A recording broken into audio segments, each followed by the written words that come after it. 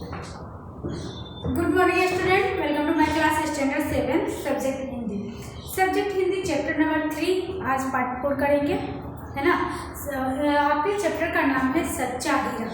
आपने last time सच्चा हीरा की स्टोरी के बारे में सुना था और 4 स्त्री आपने अपने बेटे के बारे में क्या क्या बता रही थी वो भी मैंने आपको बताया है। ओके, तो सच्चा हीरा चैप्टर नंबर 3 पार्ट 4 को स्टार्ट करेंगे। Open your text book. हमने अभ्यास का 1 2 3 कंप्लीट क्वेश्चन हो गया है।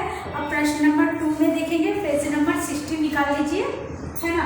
प्रश्न आपका प्रश्न 2 है ना, 2। प्रश्न 2 में क्या है आप ध्यान से दीजिए, देखिए। निम्नलिखित शब्दों, प्रश्न 2 में है निम्नलिखित शब्दों के बाद में तुरंत, है ना, निम्नलिखित शब्दों के बाद में तुरंत आने वाले शब्द का अर्थ शब्दकोश में से ढूंढकर लिखिए। आपको यहाँ दिखाया जा रहा है, यहाँ लिखा हुआ है निम्नलिखित शब्दों के बाद में से तुरंत आने वाले शब्द के अर्थ शब्दकोश में से ढूंढ के आपको लिखना है। जैसे पहला है बपौती, है ना, सेकंड व्यथा, थर्ड नियति, फोर्थ प्रतिभा, फिफ्थ सौच, है ना। तो अब मैं यहाँ लिख के आपको बता दूं। लिखिए पहले निम्नलिखित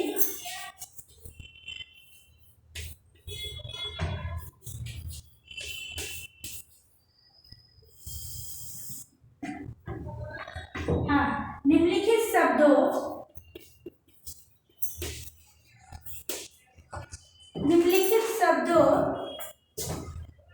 के बाद में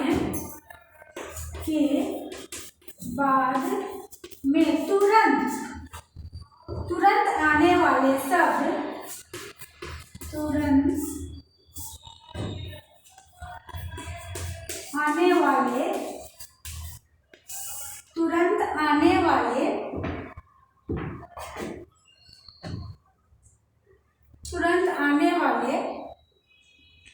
शब्द का अर्थ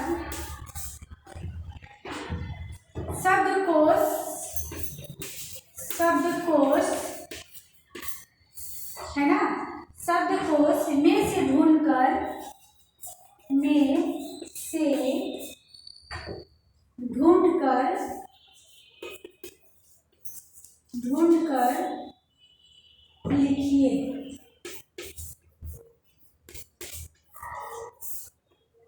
लिखिए। तो इसमें आपको क्या करना है मालूम है ना, इसमें से ढूंढ के आपको लिखना है। तो पहला हम क्या लिखेंगे, पहला बपौती का शब्द क्या आएगा, बपौती मीन्स बप्पा। यहाँ हमें तुरंत आने वाले शब्द लिखेंगे बप्पा। लिखिए 1 में बप्पा, इसका अर्थ क्या होगा। सेकंड में है व्याथा का, क्या लिखेंगे हम, व्याथा का व्याथुर,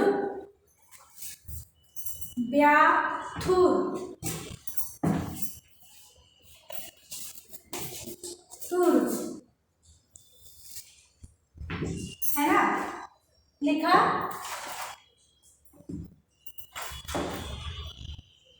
फिर थर्ड नंबर में आपके लिए है नियति।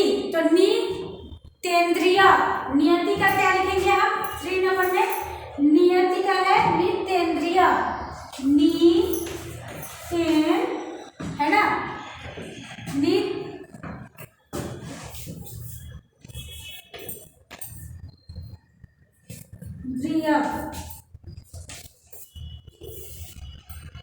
है ना, नितेंद्रिय। इसका अर्थ अभी मैं आपको बता रही हूँ। फिर 4 नंबर में आएगा आपका, 4 में है दिया गया है प्रतिभा, 4 में है प्रतिभा। तो प्रतिभाग क्या लिखेंगे, प्रतिभाग, यहाँ लिखिएगा प्रतिभाग। ओके, 5 नंबर में देखिएगा, 5 नंबर में है स्वर,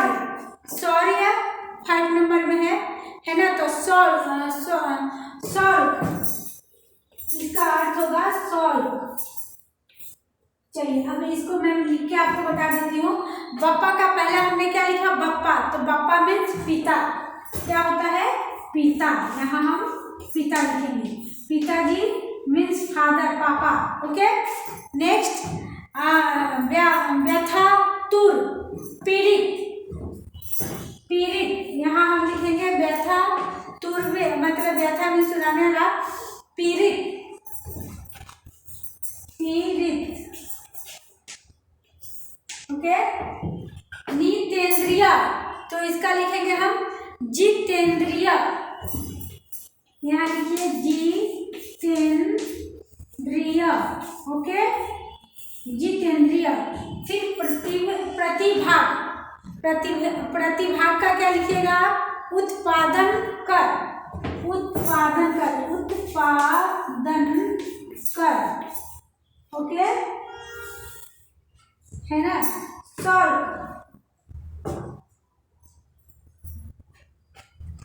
सॉल्व, शुल्क संबंधी,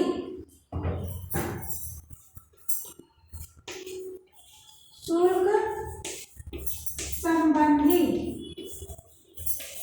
है ना। 6 नंबर में यहाँ लिखिएगा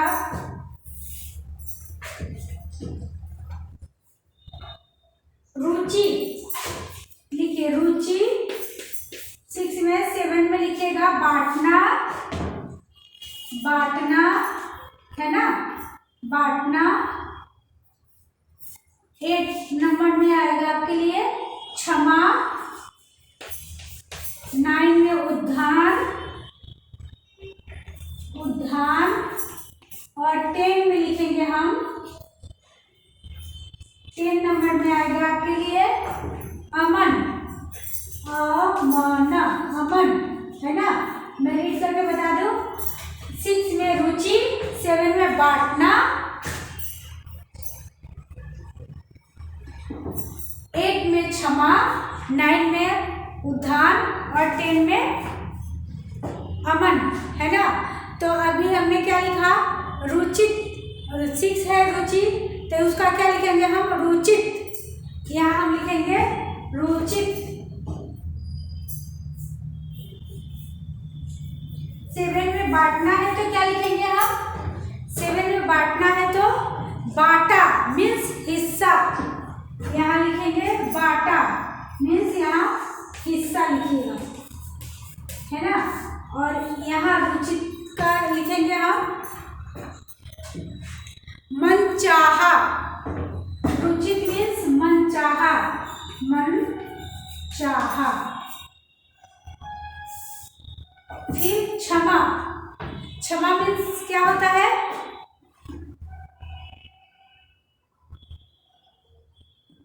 क्षमा, क्षमालु मीन्स क्षमा करने वाला, क्षमालु, यहाँ लिखिए क्षमालु मीन्स क्षमा करने वाला, क्षमा करने वाला,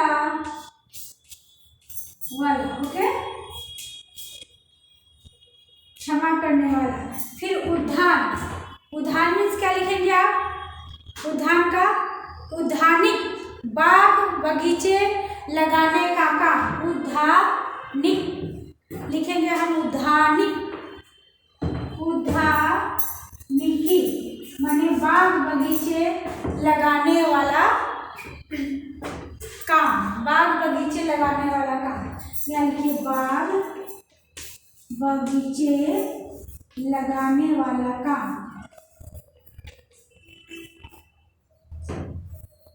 वाला काम, ओके। नेक्स्ट है अमन, अमन, अमन का क्या लिखेंगे, अमनसक माने अनमना, अनमनसक, अनमना, अनमना, ओके। ये आपका कंप्लीट हो गया, है ना। 3 नंबर में कहानी की चर्चा करके छात्रों को लेखन करवाएं, कहानी की चर्चा करना है, फिर छात्रों से लिखवाना है।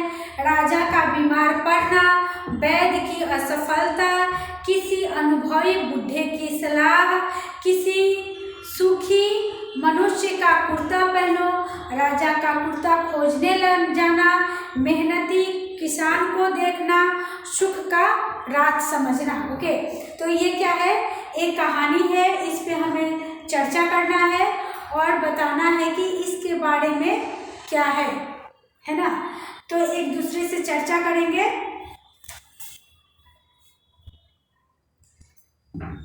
चलिए पहले हम 3 नंबर का इस थोड़ा चर्चा कर लेते हैं, है ना। क्वेश्चन कहानी चर्चा करके छात्रों को लेखन कराइए। तो इसमें क्या है, इसमें चर्चा है कि एक शिक्षक है ना, एक शिक्षक और एक छात्र है ना, एक टीचर और एक स्टूडेंट। ओके, तो शिक्षक राजा बीमार क्यों पड़ा है, शिक्षक बोलते हैं राजा बीमार क्यों पड़ा है ना।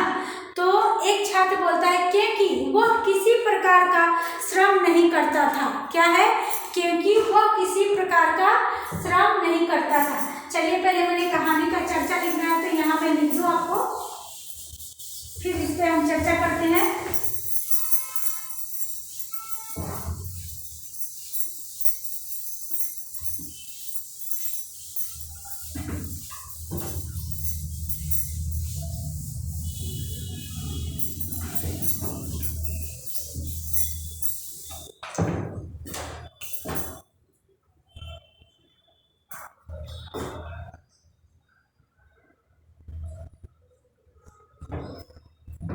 प्रश्न 3 है ना।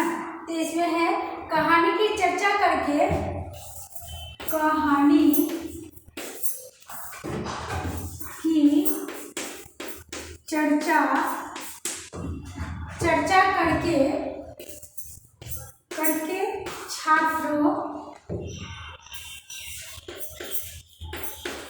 छात्रों से लेखन करवाइए। किससे लेखन करवाना है, छात्रों से लेखन करवाना है। इसके बारे में आपको लिखना है। तो कैसे लिखेंगे, करवाइए, ओके। क्या है स्टोरी आपका, एक राजा बीमार पड़ना, राजा का बीमार पड़ना,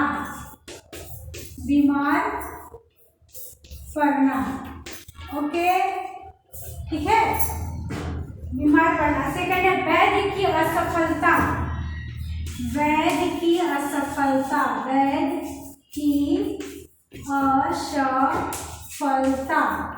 है ना, वैद्य की असफलता। फिर नेक्स्ट है कि किसी अनुभवी बुढ़े की सलाह, किसी अनुभवी बुढ़े की सलाह,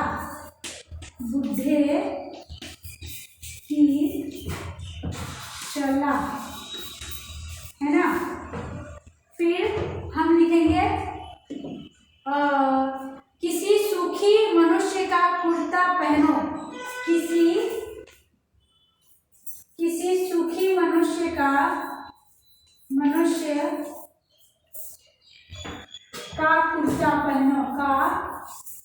कुर्ता पहनो, है ना। फिर इसमें आगे भी है, तो राजा का कुर्ता खो जाने का, मेहनती किसान को देखना, सुख का राज समझना। तो इसमें दिया गया है स्टोरी ये है कि चर्चा करना है, तो एक छात्र और टीचर से, तो उसने बोला कि क्योंकि यह किसी प्रकार का श्रम में यानी मेहनत नहीं करना चाहते। ओके, शिक्षक वैद्य राजा को स्वस्थ नहीं कर सका, शिक्षक कहते हैं वैद्य राजा को स्वस्थ नहीं कर सका, है ना। दूसरा छात्र बोलता है क्योंकि वह राजा की बीमारी का कारण नहीं जान सका। अगर डॉक्टर किसी को ठीक नहीं करता है तो हम क्या कहते हैं कि क्योंकि वह बीमारी का कारण नहीं जान सका, इसलिए उसने क्या किया, उस व्यक्ति को, राजा को ठीक नहीं किया। ओके, शिक्षक किसान क्यों सुखी था, शिक्षक बोल रहा है कि किसान क्यों सुखी था। तो तीसरा छात्र बोलता है किसान मेहनत करता था, अपनी मेहनत की रोटी खाता था, इसलिए वह स्वस्थ और सुखी था। टीचर ने कहा किसान क्यों स्वस्थ था, तो तीसरा स्टूडेंट बोला वो मेहनत करता था और मेहनत करके रोटी खाता था, इसीलिए उसका शरीर स्वस्थ और वह सुखी था, है ना। तो इसका उत्तर है सुख का रहस्य अथवा बीमारी का इलाज। इसका रहस्य क्या है, सुख का रहस्य अथवा बीमारी का इलाज। तो इसमें हम आपको बताते हैं, चंद्रपुर इलाके के राजा कुंवर सिंह की बड़े भगवान थे। उन्हें किसी भी चीज की कोई कमी नहीं थी। क्या थी? उन्हें किसी चीज की कोई कमी नहीं थी। ओके, फिर भी वह एक बार बीमार पड़ गए। कई वैद्यों ने उनका इलाज किया, लेकिन कुंवर सिंह को कुछ फायदा नहीं हुआ। एक बार अचानक उनकी तबीयत खराब हो जाती है, लेकिन वैद्य जी आते हैं, उनका इलाज करते हैं कितना बार, फिर भी उनको कोई फर्क नहीं पड़ता है और वो ठीक नहीं होते हैं। ओके, फिर राजा की बीमारी बढ़ती गई, सारे नगर में बात फैल गई। राजा की बीमारी क्या होता था? दिन प्रतिदिन बढ़ते जाता था और पूरे राज्य में फैल गया कि राजा की बीमारी कम नहीं हो रही, वो बढ़ते ही जा रही है। तब एक अनुभवी बुढ़े ने राजा के पास आकर कहा, महाराज, आप किसी सुखी मनुष्य का कुर्ता पहनिए। महाराज, आप किसी सुखी मनुष्य का कुर्ता पहनिए, अवश्य स्वस्थ हो जाइएगा। उसने राजा को क्या सलाह देता है कि आप कोई स्वस्थ सुखी जो व्यक्ति है उसका कुर्ता मीन्स कपड़ा पहनिए, तो आप बिल्कुल ठीक हो जाइएगा। ओके, फिर बूढ़े की बात सुनकर राजा ने सोचा, इतने इलाज किए हैं तो एक और सही। राजा ने ऐसा सोचा, बूढ़े की बातों पर ध्यान दिया और राजा ने सोचा इतना इलाज किया तो एक और इलाज सही, इसकी भी बात मान के देखते हैं, हो सकता है मैं ठीक हो जाऊं इतने में। तो उसने राजा कुंवर सिंह की सुखी मनुष्य की खोज में निकले। उसने राजा की बात मानी, तो उसने बूढ़े की बात मानी, तो राजा क्या किए, सुखी मनुष्य की तलाश में वो खोजने के लिए वो निकल गए। उन्होंने खोजते खोजते खोजते खोजते कहाँ गए, एक तलाश करने के बाद एक खेत में जा पहुँचे, है ना। एक खेत में जा पहुँचे, कहाँ गए, जबकि जेठ का धूप था, उस समय बहुत तिलतिलाती हुई धूप थी। तो जेठ की धूप में एक किसान अपने काम में लगा हुआ था। वहाँ उन्होंने जाके देखा राजा ने कि एक किसान जो है वो अपने इतने कड़े धूप में अपने खेत में किसान काम कर रहा है, बहुत ही लगन और मेहनत से। तो उसने एक किसान को काम करते हुए देखा। राजा ने उससे पूछा, क्यों जी तुम सुखी हो? राजा ने उससे प्रश्न किया, क्यों जी तुम सुखी हो? फिर उसने बोला, तो किसान ने विनय से कहा, ईश्वर की कृपा से मुझे कोई दुख नहीं है। उन्होंने आदर पूर्वक विनम्रता भाव से बोला कि ईश्वर की कृपा से मुझे कोई दुख नहीं है, मैं सुखी हूँ। यह सुनकर राजा का अंग अंग प्रफुल्लित हो उठा। यह सुनकर राजा का अंग अंग प्रफुल्लित हो उठा मीन्स खुश हो गए, है ना। प्रफुल्लित होना, खुशी होना, आनंद आना। उस किसान का कुर्ता मांगने के लिए ज्यों ही उन्होंने उसके शरीर की ओर देखा, उन्हें मालूम हुआ कि किसान तो सिर्फ धोती पहना हुआ है। वह उससे पूछे कि आप सुखी हो? तो उसने कहा कि प्रभु की कृपा से मैं बिल्कुल स्वस्थ और सुखी हूँ। तो उनका ध्यान गया कि उसके शरीर पे उन्होंने देखा कि कुर्ता अगर पहना है तो मैं ले लूँ, लेकिन उनको पता चला जब ध्यान गया कि ये तो सिर्फ कुर्ता नहीं, सिर्फ धोती पहना हुआ है। और कुर्ता मांगने के लिए जब उन्होंने शरीर पर की ओर देखा, उन्हें मालूम हुआ कि किसान सिर्फ धोती पहने हुए और उसकी सारी देह पसीने से तर है। उसकी सारी देह क्या थी? पसीने से तर थी। मेहनत कर रहा था किसान, उसकी वजह से उसकी पसीने से शरीर से पसीना निकल रहा था।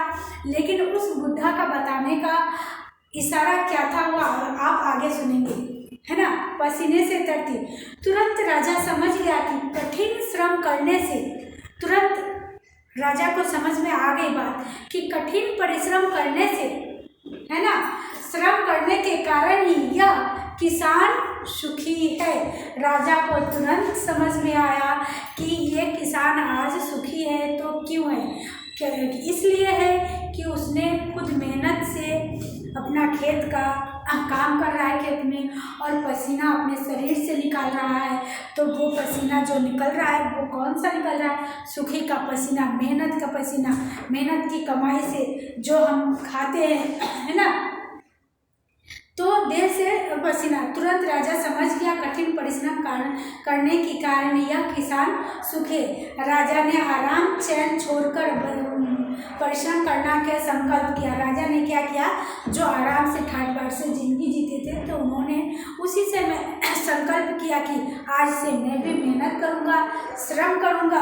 ओके, संकल्प लिया। थोड़े ही दिनों में से राजा की बीमारी क्या होती है, वो दूर हो जाती है। थोड़े ही दिनों में राजा की बीमारी खत्म हो जाती है, वो स्वस्थ हो जाते हैं। ओके, फिर इससे सीख मिलती है, श्रम से ही स्वास्थ्य प्राप्त होता है और सच्चा सुख मिलता है।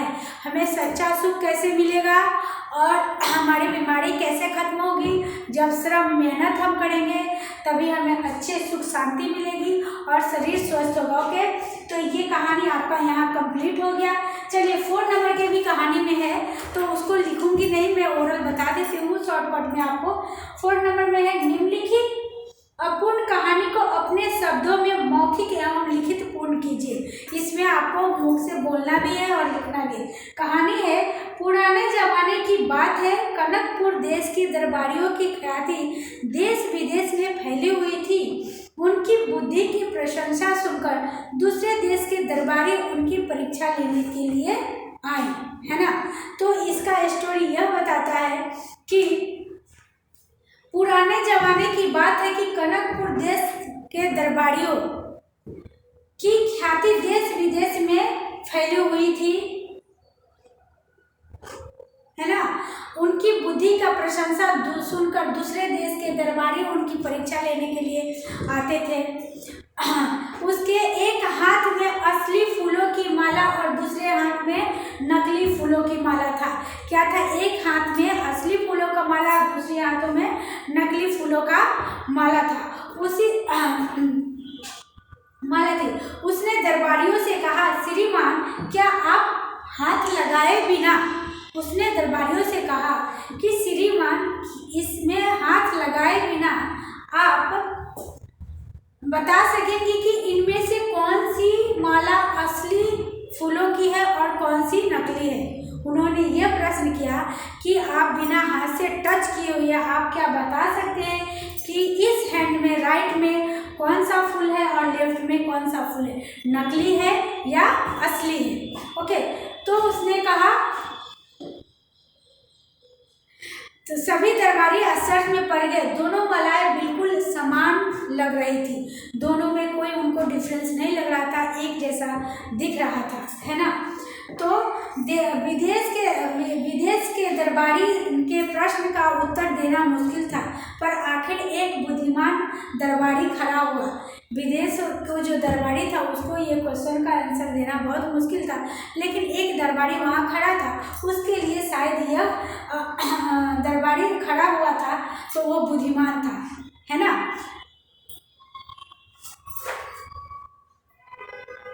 बुद्धिमान था।